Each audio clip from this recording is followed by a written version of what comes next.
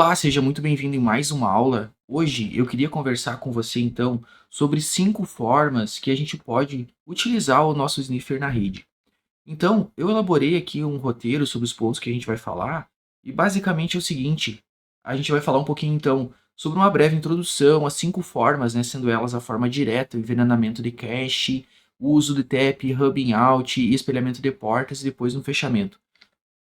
Bom, contextualizando brevemente, então, sobre a importância dessa aula aqui, por que que a gente está vendo essa aula, né? Bom, o sniffer, ele vem a ser uma ferramenta, né, que ele vai proporcionar aí a captura dos dados, né, esses dados em forma bruta, a gente diz assim que são as informações sem um tipo de processamento. Só que aí a gente vê, né, já conversou um pouquinho, tem diversas utilidades de fazer esse tipo aí de captura, né, seja para você encontrar atividades maliciosas, entender o comportamento de uma rede, ter habilidades para ter algum tipo de certificação. E lembrando, né, que as certificações é algo muito importante que vem a somar aí para a carreira do profissional da área de TI. Então é muito bacana você ter um contato e ter um planejamento para ter esse tipo de certificação. E também aqui a gente viu também, né, que existe o seguinte, essa habilidade ela não é fácil de se conquistar e por isso que a gente está fazendo esse curso. Só que quando tu vai fazer na prática a questão do sniffer, é que surge um problema. Que problema é esse? Não basta simplesmente tu pegar o teu sniffer e colocar ele em qualquer momento, em qualquer ponto da tua rede e achar que você está capturando tudo. Então, precisa-se ter uma estratégia em que lugar que nós vamos colocar o sniffer. Lembrando que o Wireshark ele vem a ser um sniffer, né? Ele vem a fazer esse tipo de análise aí, né? Vai proporcionar esse tipo de análise de captura e posteriormente análise dos dados. Então, onde colocar o Wireshark, onde colocar o sniffer dentro da rede? É esse ponto que a gente vai conversar sobre a aula de hoje. Então, a questão aqui é o seguinte: também existem, né, diferentes tipos de hardwares que a gente pode utilizar para isso como complemento, né? Então, a ideia é trazer todos esses pontos aqui hoje.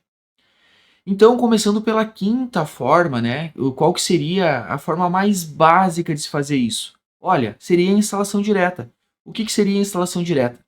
Basicamente é o seguinte, a gente pegar e fazer, né, a instalação do Wireshark no dispositivo que tu quer capturar a rede. Então, vamos supor, está passando lá o nosso fluxo de rede em um determinado dispositivo centralizado, a gente coloca o Wireshark ali, instala ele ali e ele captura. Ou, por exemplo, eu tenho um isolamento da minha rede, né? Eu separei uma fatia da minha rede e sei exatamente qual que é o dispositivo que eu quero monitorar, então eu posso instalar nesse dispositivo.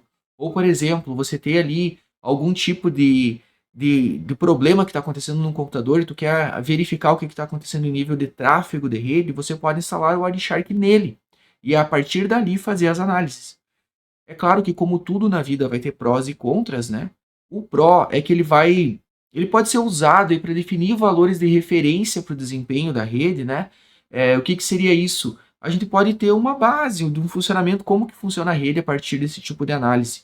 E nós não precisamos, né, colocar a interface de rede em modo promíscuo, porque a gente está analisando só aquela fatia da rede. No entanto, o contra aí, né, a visão contrária é que essa alternativa ela é pouco recomendada. Por quê?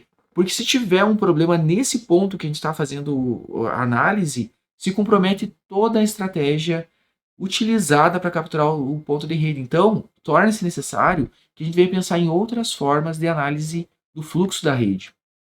E aí surge a quarta opção aqui que nós temos, que vem a ser o envenenamento ARP, né? O que seria o envenenamento de cache ARP? Primeiro, eu gostaria de retomar o que é o protocolo ARP, de uma maneira bem simples, tá? Bem tranquila de você entender. O ARP, ele é um protocolo que ele fica entre a camada de enlace e a camada de rede.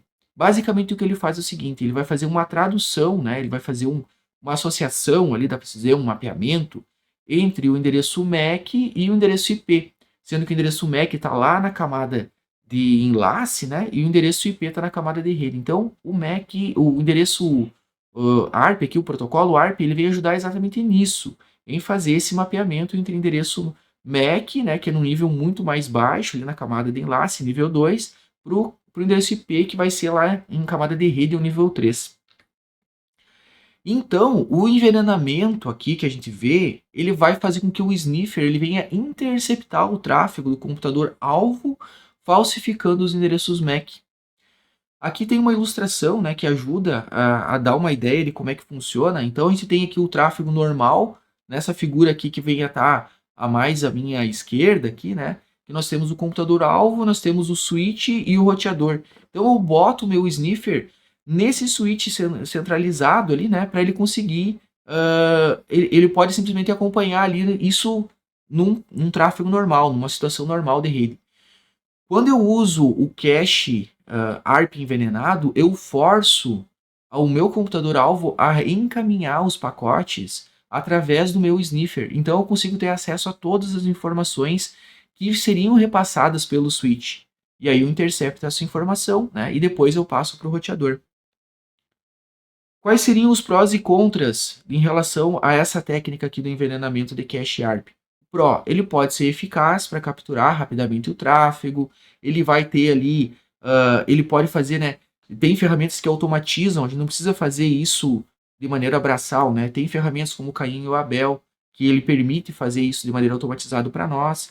Mas também tem os contras. Quais seriam os contras? Dois principais motivos, né? Nós temos aí, nós não podemos causar impacto no funcionamento da rede, porque veja o seguinte, no momento que você tem um domínio de uma rede, você administra aquela rede, você tem que evitar que os problemas aconteçam. Então, algum tipo de interferência lá na produção, no pessoal que está usando a rede para trabalhar, isso tem que ser minimizado, isso tem que ser evitado, então tem que ter muito cuidado em relação a isso. E o envenenamento de cache ARP, ele pode proporcionar isso, porque no momento que você está fazendo aquele movimento para forçar o tráfego a passar pelo teu dispositivo que você está capturando, isso pode gerar uma indisponibilidade, pode prejudicar a prestação do serviço. Né? Pensando em uma empresa que você está administrando o domínio da rede, muitas vezes lá a produção, uma venda pode ser interrompida e isso gera prejuízo. Então isso não é legal, tá? Então nós temos que tomar um certo cuidado em relação a isso. Mas, então, esse é um ponto que de atenção para a gente ter, né? E o outro ponto é o seguinte, ele é considerado meio que uma solução desleixada. Por quê? Porque ele pode necessitar injetar pacotes na rede, então isso não é, assim, academicamente, né, uma boa prática. Passando, então, para a terceira parte aqui que nós podemos usar, seria o uso de TAP. O que seria o TAP? O TAP, a gente pode pensar nele, uma tradução para essa palavra em inglês, né? O TAP é como se fosse uma escuta. Então, ele é um hardware especializado que você vai colocar entre dois dispositivos e forçar aí que esse tráfego, né, ele venha a ser interceptado, ele venha a ser analisado através dele. E lembrando que existem dois tipos principais de TAP, que são os agregados e os não agregados.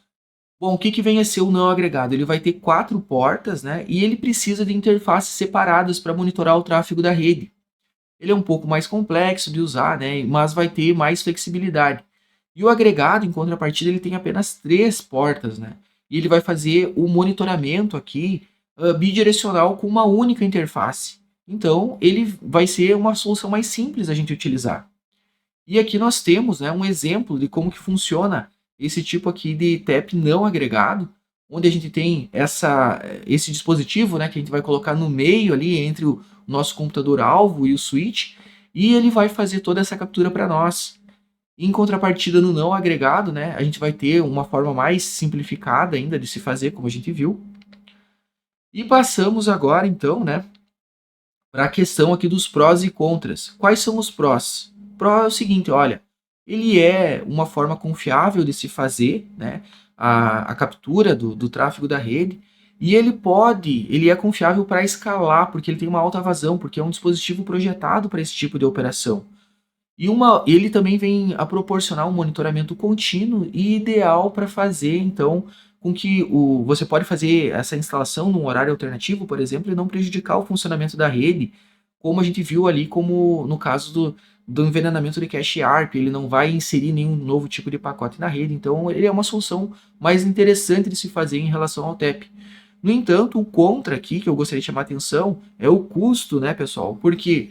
Porque se a gente tiver que monitorar vários pontos na rede, eu vou ter que ter vários tipos de dispositivos de TAPs para isso. Então, vai ocasionar lá um custo a mais, né, para se fazer esse monitoramento. Mas claro que você tem tudo prós e contras aí, vai variar muito do seu caso para decidir qual tipo de ferramenta que você vai utilizar.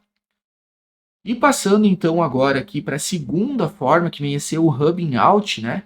Ele é uma técnica para conectar os dispositivos aqui, hã, o dispositivo alvo, né, com o sniffer, de modo que ambos fiquem no mesmo segmento de rede. Bom, então ele vai tirar proveito aí, né, de formas de como os hubs funcionam, ou seja, o hub ele é aquele dispositivo que a gente chama que é um dispositivo burro, né? Então ele simplesmente vai replicar o que ele recebe de uma porta para as outras.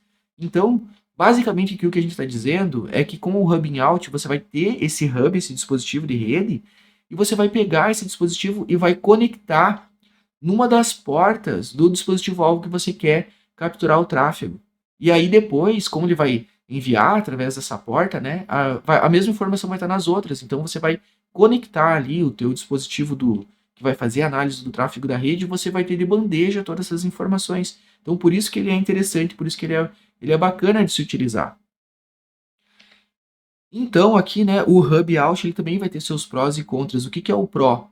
Olha, se você não tem nenhum outro tipo de dispositivo para fazer a análise do tráfego da rede, ele pode ser menos intrusivo. Se você simplesmente conecta ali o teu dispositivo alvo, né, e conecta o teu sniffer, conecta lá o Wireshark, né, um computador com Wireshark, e você consegue ter toda essa informação ali para análise do tráfego de rede de graça. Então isso é bacana. O que é o contra? Olha, é um dispositivo ultrapassado, muitas vezes ele tem limitações físicas para fazer o tráfego da rede, né? Ele vai trabalhar ali na casa dos 100 ou dos 1000 megabits por segundo, né? Então isso não é muito bacana, pode gerar colisões de pacotes, então tem os seus prós e contras também. E em primeiro lugar aqui, né, o principal forma que nós temos aqui de se fazer a análise do tráfego da rede vem a ser o espelhamento de porta. O que vem a ser o espelhamento de porta? Olha, ela é uma configuração que você faz com um switch que tem essa possibilidade de se fazer, né? E você simplesmente espelha, você vai fazer uma cópia, o próprio switch faz essa cópia para você e vai te largar numa outra porta e você simplesmente captura dali. Então, o que que é o Pro? Ele é muito mais fácil, né? Você tem o próprio switch faz para você esse gerenciamento. Ele não vai deixar pistas, né? Não vai inserir novos tráfegos na rede. Então ele é bacana em relação a isso.